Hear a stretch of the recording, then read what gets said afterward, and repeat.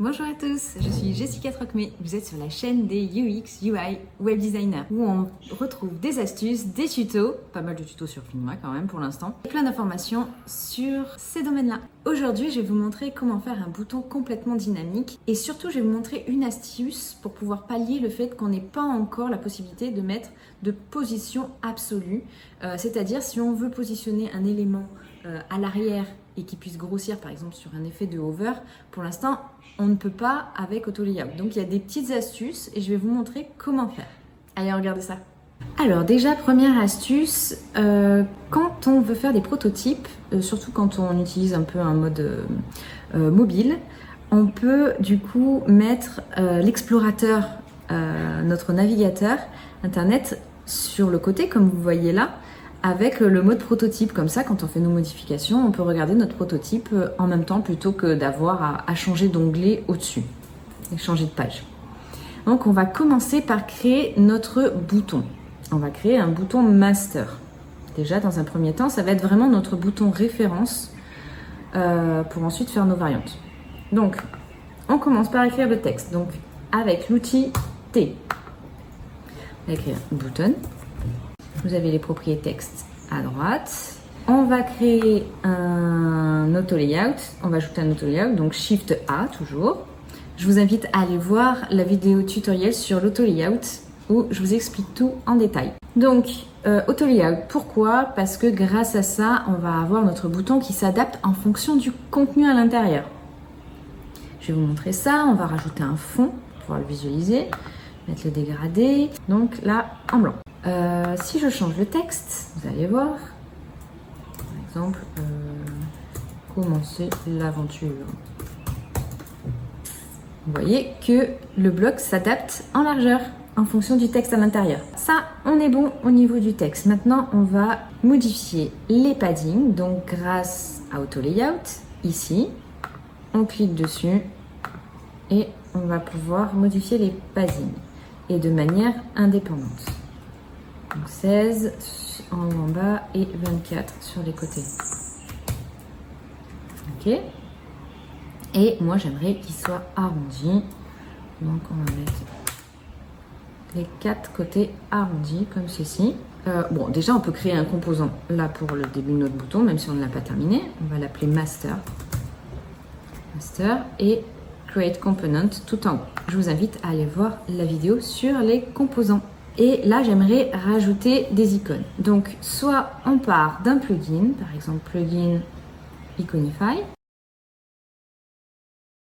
On va l'englober dans une frame au-dessus, sur lequel on va ajouter un bloc auto layout. Alors, je vais rajouter un autre icône. On les sélectionne tous les deux. Et pour créer un composant, on a une petite flèche qui s'affiche, qui veut dire qu'on a plusieurs options. Donc là, on va utiliser Create Multiple Components. Donc cette frame, on va mettre un petit fond, hop, un padding, 4, et séparer 2, 4 aussi. Ok, et on va appeler ça Icons. Comme ça, au niveau de notre librairie d'icônes, on verra apparaître correctement. Et à partir de là, hop, je vais attraper cette icône qui est donc un composant et le mettre à l'intérieur. D'accord. Alors, pourquoi je fais ça? Je vais changer de couleur. Je vais vous montrer. On met en blanc. Au niveau de l'auto layout, on va les aligner en hauteur.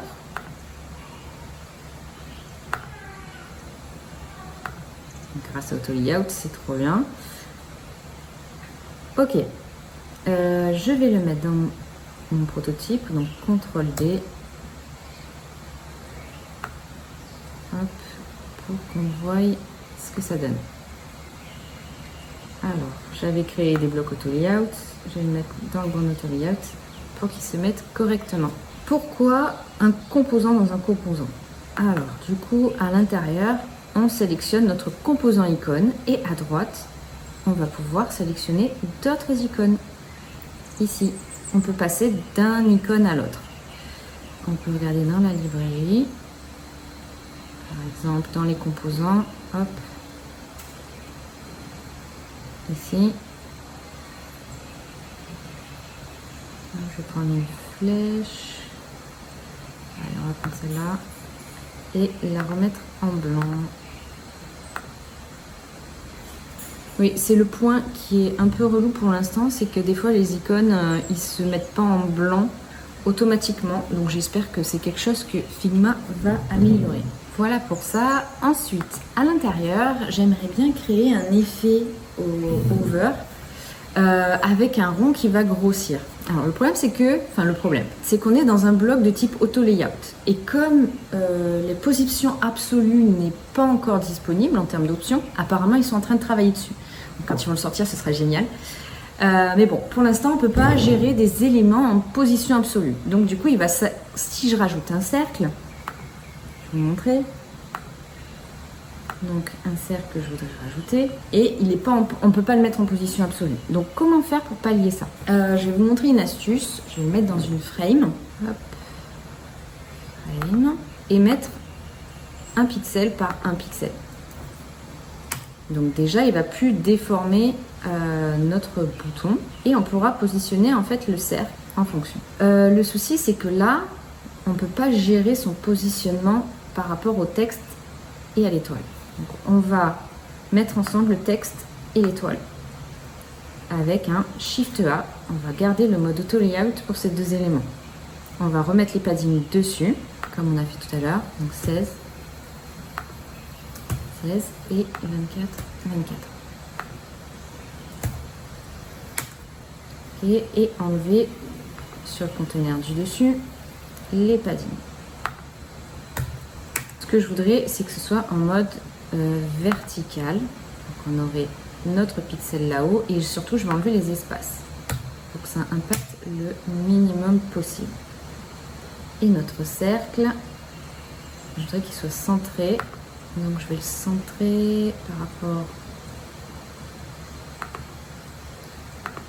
à la frame. Hop, ici. Qu'il est centré. Par contre, pour le reste, je vais le gérer à la main. Pour l'instant, on va faire ça et on va lui donner une couleur. Hop. Par contre, on n'aimerait pas voir le rond sur notre bouton par défaut. Donc, comment faire? Donc, on va mettre sur la frame du texte et de l'icône le fond. Vous voyez que ça déborde. Sur le master, on va faire un clip content pour cacher tout ce qui dépasse.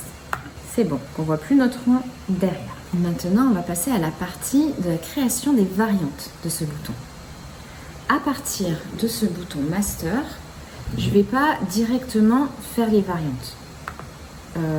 Pourquoi? Parce que ça peut arriver que sur notre bouton, on aimerait modifier peut-être des choses plus tard. Et si on a fait toutes nos variantes, malheureusement, quand on change une des variantes, ça ne modifie pas les autres, puisqu'elles sont censées être indépendantes en partie les unes des autres. Donc c'est pour ça que je veux partir d'un composant master, et quand je changerai mon composant master, ça changera également toutes les variantes à l'intérieur des variantes. Comment faire? Je duplique ce master pour en créer une instance, donc CTRL D, dupliquer. Alors je vais les sélectionner toutes les deux, créer un Shift A, c'est-à-dire un auto layout. Je vais appeler ça button. Mettre des espaces. Alors un fond, des espaces, on va mettre 24. Ok, et puis là du coup on se retrouve avec des composants et on pourra du coup gérer les positionnements. Là on a notre instance et on va créer un bloc auto layout au-dessus. Shift A. On va enlever tous les paddings et les espaces. Et celui-ci, on va l'appeler button. C'est notre fameux bouton sur lequel on va créer nos variantes. Et là, on crée de nouveau un composant. Create component. Voilà. Et quand on modifiera du coup notre élément master, on aura également les variantes qui seront modifiées aussi. Par exemple, si finalement je veux plus du tout qu'il y ait d'icônes, hop, ça s'enlèvera automatiquement sur nos variantes. Pour créer les variantes, je sélectionne mon bouton et on a variante qui est dans la colonne de droite. Cette option est visible que pour des composants et utilisable que pour des composants. Variante, Alors, au niveau des propriétés, on va d'abord faire avec ou sans icône. Donc, icône. En mode booléen, donc true ou false. Donc, avec ou sans icône, false. Donc, dans le deuxième, pas d'icône. Je vais l'enlever. Hop. Et vous voyez bien que notre bloc Autoyex, ou notre bouton, s'ajuste en largeur. Donc avec ou sans icône. On va créer maintenant le hover. Non, sachant que le hover normalement c'est plutôt sur du enfin, c'est pas que c'est plutôt, c'est que c'est sur du desktop. Sur le mobile, il n'y a pas de hover, ça va être plutôt du touch. Comme j'ai créé qu'un seul écran, là juste pour la démo, je vais utiliser le hover. Donc là on va mettre hover. Pour le hover, j'aimerais que ce rond grossisse. Dans mon exemple, là, je ne peux pas modifier du coup la taille de mon ellipse par rapport à mon master. Donc là, on est vraiment dans une limite de cette astuce de master dans les variantes. Donc là, je vais revenir en arrière et partir finalement de mon bouton initial. Et ne pas partir d'un bouton master parce que du coup je ne pourrais pas faire ce type d'effet avec un rond qui grossit au niveau du hover. Mais si vous n'avez pas besoin de ce cas là et que vous faites des rollovers plus simples, là ce sera concret d'utiliser ce bouton master. Donc je reviens en arrière, hop, je supprime ça et on va partir de celui-ci, on va l'appeler button. Et là, on va faire variante sur celui-ci. Et on va refaire ce qu'on a vu précédemment. Ok, donc là, on est au niveau de l'icône pour le hover. Et là, je vais faire une ellipse beaucoup plus grosse. Hop.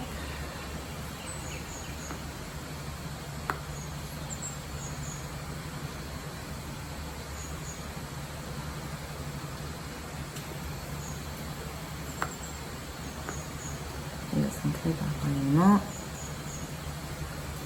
Ok. Là, pour l'instant, elle ne serait pas visible. Donc, je vais re-enlever le fond, la couleur de fond sur le texte et l'étoile pour réafficher, qu'on revoie le cercle. Voilà. Donc là, c'est bon. Et on va rechanger notre bouton. Là, il n'est plus sur la même variante. Vous voyez, ils me disent... Et on peut très bien restaurer le composant, même s'il a été supprimé. Et là, en l'occurrence, je vais prendre ce bouton-là. Ok, au niveau des propriétés, vous voyez icône, avec ou sans icône, et stack, défaut, default ou over. Prototype, on sélectionne le premier, on va créer notre fameux composant interactif. On pointe le deuxième over, et là, c'est le fameux while overing. Et l'option Change To. Et l'animation Smart Animate. Et on va voir ce que ça donne.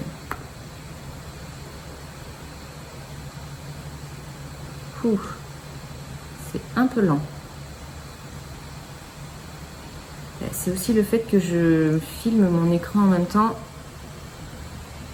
Voilà, ça nous donne cet effet-là. Après, on peut modifier un peu l'effet et avoir, par exemple, le cercle de base qui serait plutôt sur le côté. On va mettre sur le côté.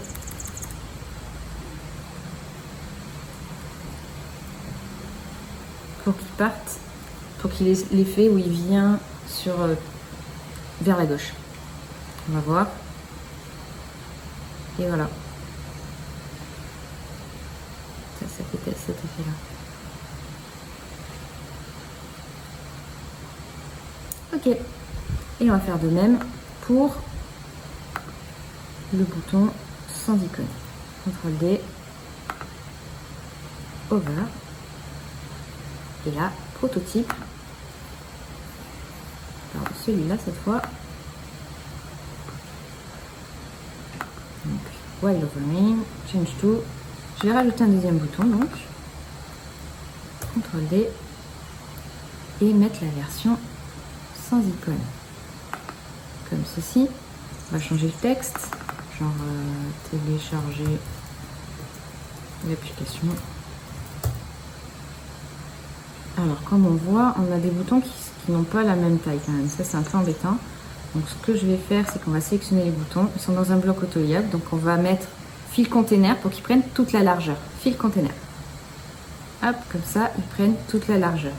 Ensuite, je vais les mettre ensemble pour pouvoir gérer les marges entre les deux boutons.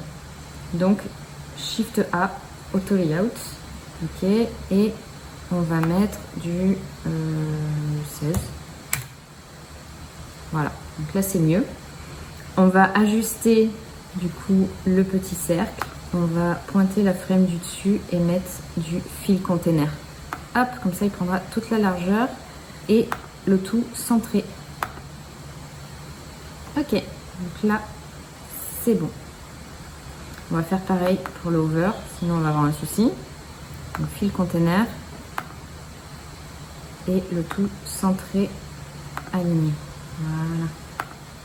Ok, on va voir du coup ce que ça donne.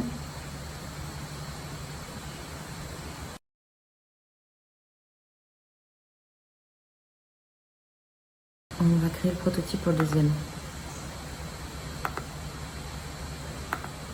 À partir de là, hop.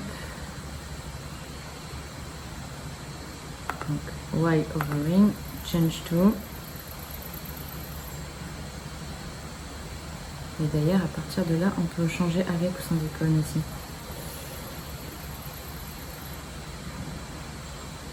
Sauf que celui-ci, il faut que je change le fond. Je fais la même chose. Hop, ici, je vais enlever le fond. Voilà, sinon, le changement et le cercle. Monter, continuer.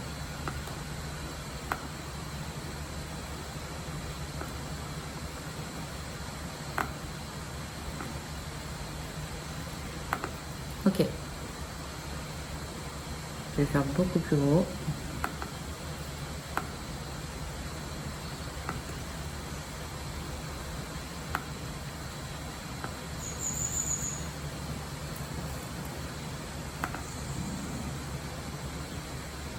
Toujours pas bon. Encore plus gros.